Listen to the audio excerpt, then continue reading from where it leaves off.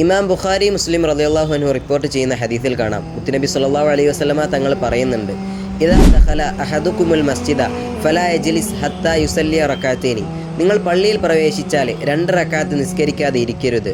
ഒരു വിശ്വാസിയെ കണ്ടുമുട്ടുമ്പോഴുള്ള അഭിവാദ്യം ചെയ്യലാണ് സലാം പറയൽ എന്നുള്ളത്.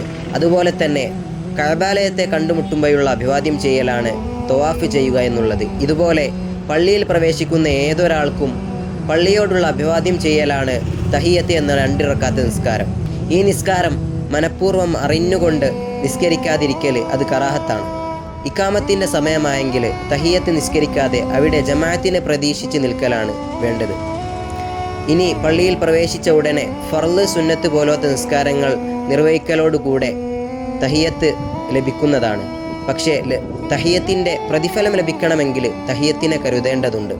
ഇനി തഹിയ്യത്ത് നിസ്കരിക്കാൻ കഴിയാത്ത ഒരു വ്യക്തി 4 പ്രാവശ്യം സുബ്ഹാനല്ലാഹി വൽഹംദുലില്ലാഹി വലാ ഇലാഹ ഇല്ലല്ലാഹു വല്ലാഹു അക്ബർ വലാ ഹൗല വലാ ഖുവത ഇല്ലാ ബില്ലാഹിൽ അലിയിൽ അളീം എന്ന 4 പ്രാവശ്യം പറയലോടുകൂടെ തഹിയ്യത്ത് വീടുന്നതാണ്.